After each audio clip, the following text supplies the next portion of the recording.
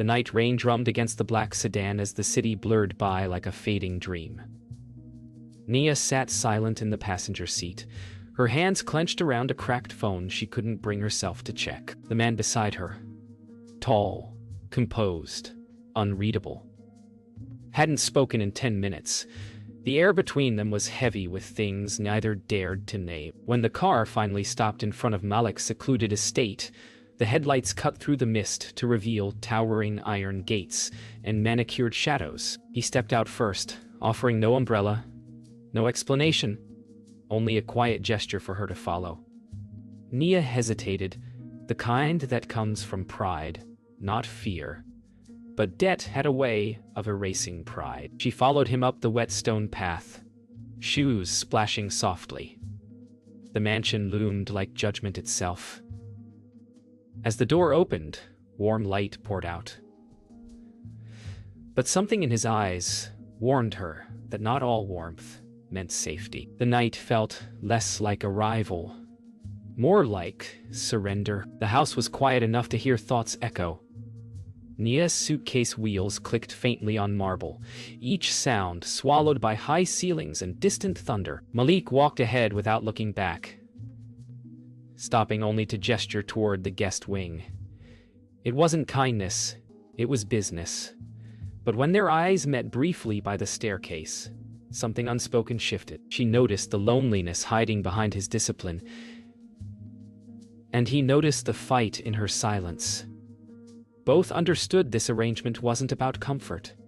It was about control. And what control costs when hearts are involved. Later, in the guest room, Nia stood by the window watching rain slide down glass like slow tears.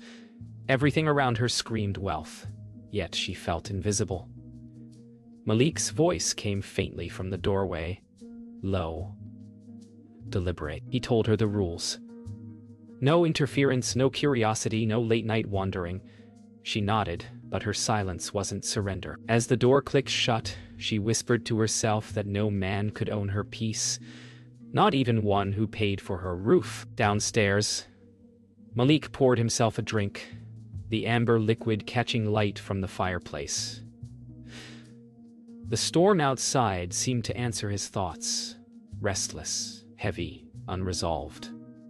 He told himself this was repayment, nothing more. But the image of her wet hair, her trembling jaw, wouldn't leave his mind. For the first time in years, Malik Carter wasn't sure who was in control. When Nia finally lay down that night, the rain had softened into rhythm. Sleep came slow, pulled between exhaustion and thought. Somewhere down the hall, Malik still paced the study, lost in numbers that suddenly meant nothing. Two souls, both paying debts, neither realizing that love was already calculating its own interest. The morning light crept through tall windows, brushing against walls too pristine to feel lived in. Nia woke early, barefoot, tracing her fingers along the texture of art she hadn't painted. The silence of the mansion was thick, until faint music drifted from downstairs. Malik's piano. She followed the sound, drawn by a melody that felt unfinished, like him. He looked up when she appeared in the doorway, shirt sleeves rolled, eyes softer than the night before. For a moment, neither spoke. There were no debts, no rules, just a shared quiet that felt like truth. Then he stopped playing, breaking the spell with a single word: breakfast. It wasn't invitation. It was surrender disguised as command. Over breakfast, the clink of silverware was the only sound between them. Malik kept his eyes on the news, pretending not to notice Nia's quiet defiance as she refused to sit at the far end of the table. She chose the seat directly across from him. When he finally looked up, their gazes locked, two storms meeting in silence. He realized she wasn't afraid of him. She was studying him, trying to understand the man behind the mansion. The thought unsettled him more than he'd admit. Later that day, Malik found her in the old studio, a forgotten space filled with dust and canvas. Nia's hands were streaked with paint, eyes bright with purpose. For the first time since she arrived, she smiled. Something inside him shifted at the sight. A reminder that life wasn't only made of profit and pain. She caught him watching and laughed softly, her voice breaking the air like sunlight. "If you're going to stare," she said, "you might as well hand me that brush." He did. And for the first time, his control didn't feel like power. It felt like peace. That evening, the power flickered during a passing storm. Nia lit candles in the kitchen, the flicker painting her face in amber light. Malik joined her, wordless, holding a flashlight that he never turned on. She teased him for his silence, saying, "You look like a man who doesn't know how to be still." He smiled faintly, the kind of smile that says too much. For the first time, laughter filled the space between them. The storm outside roared, but inside, something gentle began to grow. Later, when the house finally went dark, Nia found herself standing on the balcony outside her room. The rain had stopped, leaving the air fresh and heavy with petrichor. Below, Malik stood alone in the courtyard, his silhouette still against the moonlight. She wanted to call out, to thank him, to ask what haunted him, but stayed silent. Some truths don't need words. They're written in how people linger when they should walk away. As she turned to go inside, he looked up, as if sensing her gaze. For a heartbeat, they weren't debtor and collector. Just two souls, quietly learning the cost of feeling again. The storm had passed, but the air inside the house was heavier than before. Malik stood in his office, scrolling through messages he wished he hadn't read. One from Andre, Nia's brother. Words he never wanted her to see. Nia entered quietly, her paint-stained fingers brushing the doorframe. "You've been distant," she said softly. He turned, hiding guilt behind composure. "Just business," he replied, but his eyes gave him away. She stepped closer, studying his face, and whispered, "Then why do you look like you owe someone more than money?" The question hit harder than he expected. Malik looked down, realizing she already knew part of the truth. Later, Nia wandered the east hallway and stumbled upon Malik's study again, this time empty, door half open. Curiosity drew her in. On the desk lay a stack of papers, marked Andre Thompson Debt Settlement. Her heart stopped. She read the words slowly, realizing Malik hadn't brought her here just out of pity. He had planned it. Her knees weakened as betrayal took shape, not from the debt itself, but from the man who made her feel safe enough to forget it. When Malik entered moments later, she was already holding the papers, eyes glassy with disbelief. When their eyes met, silence filled the room like thunder waiting to break. Malik tried to speak, but Nia's voice cut through first, steady, trembling, alive. "Was any of it real?" she asked. He moved closer, desperate to explain that his intentions had changed, that she had changed them. But his truth came too late. Tears welled in her eyes, not of weakness, but of clarity. "You used me to punish my brother," she said, "and in the process you punished yourself." Then she walked past him, her footsteps echoing like a verdict. Outside, rain began again, soft and cold. Nia packed her suitcase with trembling hands, each folded shirt a piece of goodbye. Malik stood by the doorway, wordless, watching the one person who made his house feel human prepare to leave it. He wanted to beg, to confess everything, but all that left his mouth was her name, whispered like a prayer. She didn't turn around. Some departures don't need a door slam. They end quietly, with the sound of wheels rolling over marble and a heart cracking in silence. Hours later, Malik sat alone in the now empty guest room. Her scent lingered faintly, lavender and paint. He stared at the untouched easel she left behind, a single brush resting across it like an unspoken farewell. For years, Malik had measured worth in numbers, in deals closed, in debts repaid.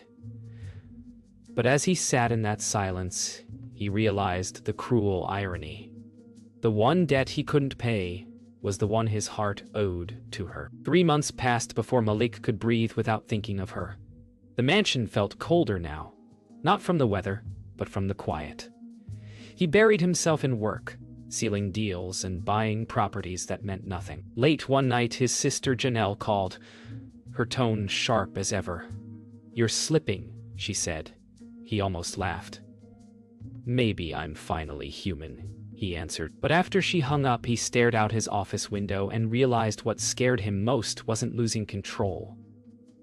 It was that love had made him see how empty winning alone really felt. Across town, Nia had rebuilt quietly. Her new studio smelled of fresh paint and resilience. She painted every night, filling canvases with colors that looked like freedom and heartbreak. Her art had changed, bolder, rawer, yet beneath every brushstroke lived the echo of Malik's eyes the night she left. When her first solo exhibition invitation arrived, she stared at it for hours before whispering to herself, "He'll never see this." But deep down, a softer voice answered, "He already does." Unknown to her, Malik had already found a way to repay his debt. Not to Andre, but to her. He quietly rebuilt the old studio that burned down, putting it in Nia's name without a word. Watching from afar, he refused to take credit. Redemption, he'd learned, wasn't about being seen. It was about doing right when no one's watching. Yet every time he passed the new studio's corner, he slowed his car, hoping to glimpse her shadow through the glass. Proof she was okay, even if she'd never forgive him. One evening, Nia received an anonymous envelope at her studio door. Inside was a deed, the new studio registered in her name. No signature, just a note for what was taken and what can still be built. Her breath caught. She knew the handwriting. Tears blurred the words until they became color, and she whispered, "You didn't owe me anything.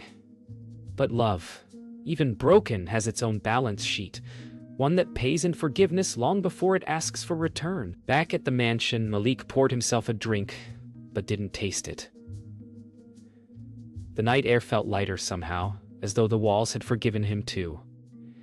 He knew she might never come back, but that wasn't the point anymore. For the first time in years, he wasn't chasing balance sheets or payback. He'd learned that redemption wasn't something you demanded. It was something you earned by letting go. And though the house was still empty, the silence no longer felt like punishment. It felt like peace. The world has a way of folding in on itself when two hearts have unfinished business. Nia didn't plan to see Malik again, but fate isn't polite. It shows up uninvited. She arrived at a downtown art gala where her new collection hung proudly on white walls. Cameras flashed, champagne bubbled, and there he was across the room, standing beside a journalist who didn't deserve his easy smile. Their eyes met. A flicker of memory, tension, and a quiet ache that felt like déjà vu. She looked away first, pretending to study a painting, but her pulse betrayed her. Some debts, she thought, can't be erased, only confessed. Malik approached her slowly, each step measured, uncertain. The air thickened as memories filled the space between them. "Congratulations," he said, his voice low but steady. She smiled politely, the kind that hides old wounds. "I should thank whoever rebuilt the studio," she replied softly, testing him. He hesitated, and that was all the proof she needed. "You didn't have to," she added. "I know," he said, eyes meeting hers, "but I needed to." The truth slipped out before he could stop it. Silence stretched, heavy but honest. After the crowd faded, they found themselves alone in the gallery. The city hummed faintly through the glass walls. Malik spoke first, words breaking years of silence. "When you left, I tried to fix it the only way I knew. With money. But money doesn't heal what pride breaks." Nia looked down, fingers brushing her necklace. "You hurt me," she whispered, "but you also made me remember my worth." He nodded slowly, eyes glassy. "Then maybe we both paid what we owed." In that moment, the past didn't vanish. It softened. Later that night, they sat on the gallery steps as the event crew packed inside. The street was quiet, except for passing cars and the distant hum of life continuing without them. Malik leaned forward, elbows on knees. "You were right," he said. "I was angry at your brother. I wanted to hurt him, but I never meant to hurt you." Naya turned to him, studying the man who had once seemed untouchable. "And now?" she asked. He exhaled slowly. "Now, I just want peace, even if it's not with me." The honesty was enough. Sometimes love begins again, not with a kiss, but with truth finally spoken aloud. When they parted that night, there was no grand gesture, just a quiet understanding. Nia walked away first, her heels clicking softly on wet pavement. Malik watched until she disappeared into the glow of the street, his reflection trembling in the glass door behind him. He didn't chase her this time. He didn't have to. Love, he'd learned, doesn't always need to be claimed to be real. It just needs to be felt, fully and freely. And as the city lights dimmed, Malik finally smiled. Not because he'd won her back, but because he'd finally learned what love costs when it's honest. Morning headlines hit harder than any heartbreak. Tishiwo, Norse or Malik's name flashed across every screen. Carter Investments under investigation for fraud allegations. He knew it wasn't true, but in his world, truth didn't matter as much as perception. Janelle stormed into his office, heels clicking like judgment. "This is what happens when you lose focus," she snapped. Malik didn't argue. His empire was burning, and all he could think about was the one woman who saw him before the world did. That, he realized, was both his ruin and his redemption. That evening, Malik sat alone in the dark, the city humming below, like a reminder of everything he could lose. His phone buzzed, an unknown number. He hesitated, then answered. Naya's voice was calm, but strong. "I saw the news," she said. "You don't deserve this." He laughed softly, bitterly. "Maybe I do." There was silence. Then she whispered, "You're better than who you were." The line went quiet, but those words stayed. For the first time in weeks, Malik lifted his head and saw not failure, but the chance to fight back, not just for his name, but for the man she still believed existed. The next day, Nia arrived unannounced at his office. Janelle's glare met her first. "You think he needs distraction now?" she said coldly. Nia didn't flinch. "I'm not here to distract him. I'm here to remind him he's still human." When Malik walked in, the air shifted. He looked tired, edges worn, but eyes alive. "You shouldn't have come," he murmured. "Maybe not," she replied. "But neither should the man I met months ago have let me go." It wasn't a confession. It was a challenge. And for Malik, it was enough to remember what was worth saving. When Janelle left, Malik and Nia sat across from each other in silence. The tension wasn't romantic this time, it was raw, human. "You can walk away from this clean," she said. "Sell everything, disappear for a while." He shook his head. "If I run now, I'll prove them right." Nia's eyes softened. "Then I'll stay." He looked at her, disbelief breaking into quiet gratitude. She wasn't promising forever, just presence. And sometimes, that was the braver choice. The next morning, Malik held a press conference. Cameras flashed like gunfire, questions thrown like stones. But for once, his voice didn't shake. He spoke of integrity, accountability, and rebuilding, not just for his company, but for himself. Nia watched from the crowd, unseen, but proud. When it ended, he caught her eyes for a split second through the flashes. The same look that once began everything. In that chaos, they both understood. Love wasn't about rescue. It was about standing tall, beside someone who finally stood for themselves. Weeks after the press storm, the noise finally faded. Malik stepped out of the courthouse a free man, reputation restored, but his soul quieter than before.